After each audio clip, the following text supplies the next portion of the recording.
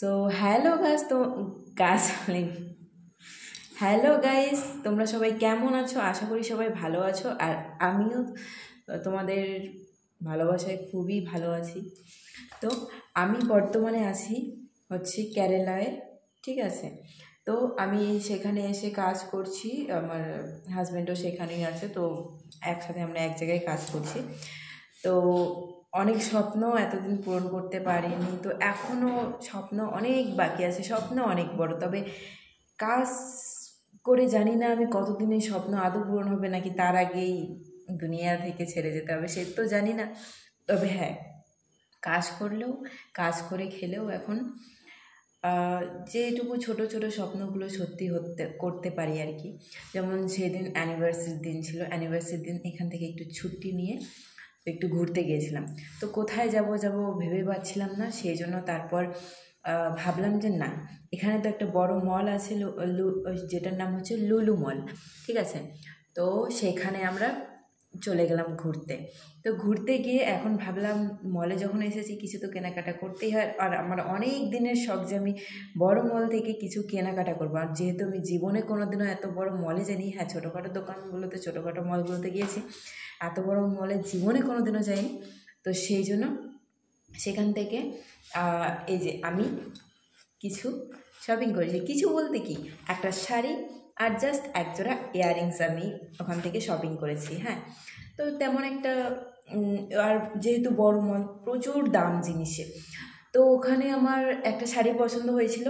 তো শাড়িটার দাম ছিল অনেক বেশি, ঠিক আছে। সেই জন্য আমি সেই পছন্দের শাড়িটা নিতে পারিনি। তারপরে সেই পছন্দের শাড়ি রেখে অন্য আরেকটা শাড়ি, মানে একটু আর কি ভালো লাগে এরকম একটা শাড়ি নিয়ে এসেছি। তো এখানকার আমার খুব ইচ্ছা ছিল, আমি যেহেতু কেরালায় আছি, তো কেরালার একটা ট্রেডিশনাল, মানে ওরা যেরকম আর কি, কোনো ওদের ট্রেডিশনাল, আমাদের বাঙালিদের যেমন বাঙালি শাড়ি অনেক রকম ট্রেডিশনাল থাকে না, এক এক জাতির এক এক রকম। তো এখানকার যেমন ট্রেডিশনাল শাড়ি, তো আমার খুব নেওয়ার ইচ্ছে ছিল অনেক দিন থেকে। তো আমি সেদিনকে আমি শাড়িটা নিয়েছি। যাই হোক, তো তোমাদের আমি দেখাতে এলাম যে কীরকম আমি শাড়িটা নিয়েছি। আর তোমরা কিন্তু বলবে কমেন্টে যে শাড়িটা কেমন হয়েছে। তো এই যে দেখো শাড়িটা, এই যে এটা হচ্ছে পুরো আঁচলটা কিন্তু, হ্যাঁ। আর বডি পার্টটা হচ্ছে এইরকম, এই দেখো বডি পার্টটা এইরকম, আর আঁচলটা হচ্ছে এইটা। তো শাড়িটা পরলে আমাকে কেমন লাগবে তোমরা সবাই বলো তো। আর এখন তো মেন কথা কাজে আছি, তো কাজ করে এসে শাড়ি পরার টাইম নেই। আর এই যতটুকু সময় পাচ্ছি, 4-5 মিনিট এই ভিডিও করার জন্য, এটা শুধু জাস্ট দেখানোর জন্য। এখন যদি পড়ি তাও সময় লাগবে। আর মেন কথা কাজ করে সারাদিন, তারপর যতটুকু টাইম পাই রেস্ট করেই আমার সময় চলে যায়। হ্যাঁ, তো আমার হচ্ছে ইচ্ছে করে না তারপরে যে আমি শাড়ি পরবো, শাড়ি পরে ভিডিও বানাবো বা কিছু। কিন্তু হ্যাঁ, এটা অনেক দিন পরে থাকবে, এখন পরতে না পারলেও শখ হয়েছিল তাই একটু নিয়েছি। কিন্তু বাড়িতে গিয়ে অবশ্যই আমি এই শাড়িটা পরবো। হ্যাঁ, আর আর একটা জিনিস যেটা হচ্ছে, এর সাথে আমি একজোড়া ইয়াররিংস নিয়েছিলাম। হ্যাঁ, কিন্তু ইয়াররিংসটা কোথায় আছে, কোথায় যে রেখেছি আমি, 1 মিনিট।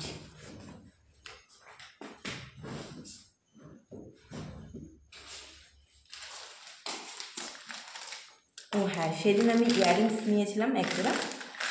তো এই দেখো, তোমাদেরকে দেখাই, এই যে এই দেখো কেমন লাগে ইয়াররিংসগুলো, এই যে দেখো।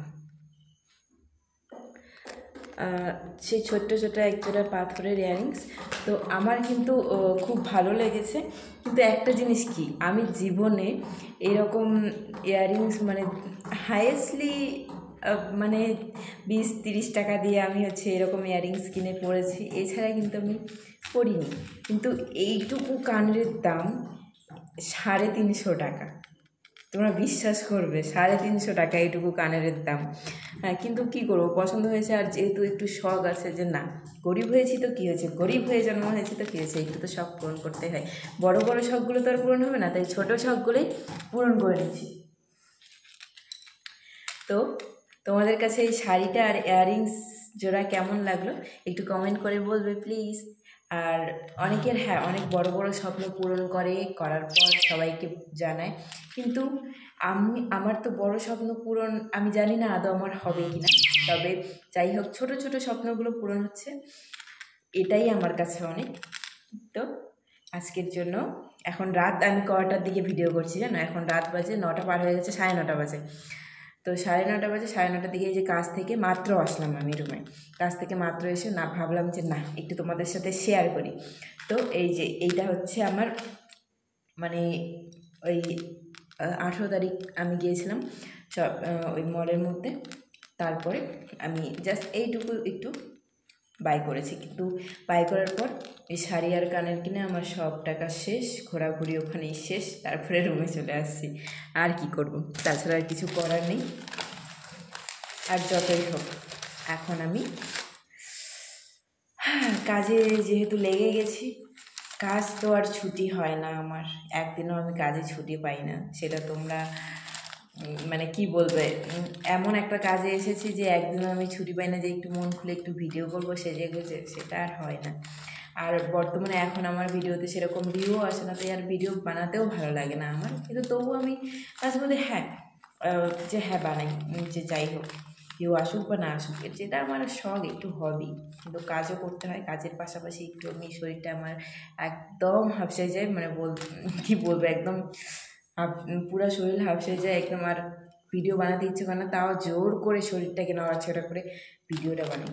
তো তোমরা যদি একটু আমার পাশে থাকো তাহলে খুব ভালো হয়, তো আমাকে একটু যদি সাপোর্ট করো তাহলে খুব ভালো হয়।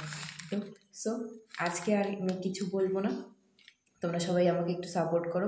আমি যদি আমি তোমাদেরকে সাপোর্ট করব, তোমরা আমাদেরকে সাপোর্ট মানে আমাকে সাপোর্ট করলে আমিও তোমাদেরকে অবশ্যই সাপোর্ট করব, ঠিক আছে। আর যেহেতু আমি মানে মেন কথা, আমি ডাইরেক্ট কাউকে সাপোর্ট করার টাইম পাই না অ্যাকচুয়ালি। আমি যে ডাইরেক্ট কারো ভিডিও দেখে গিয়ে ওখানে ধরো ফলো করে দিয়ে আসলাম, লাইক করে দিয়ে আসলাম, অ্যাকচুয়ালি সেই সময়টা আমার হয়, কারণ কাজ করতেই সারাদিন চলে যায়। আর যেটুকু টাইম থাকে অতটুকু টাইম জাস্ট দু একটা ভিডিও বানাই বাস, আর কিছু না। তবু শরীর চলে না, তাও জোর করে টেনে কিছু করার নেই। তো আজকের মতো bye bye, tata, good night. ঘুমোবো, নাহলে কালকে সকালে কাজে যেতে পারবো না। Bye by.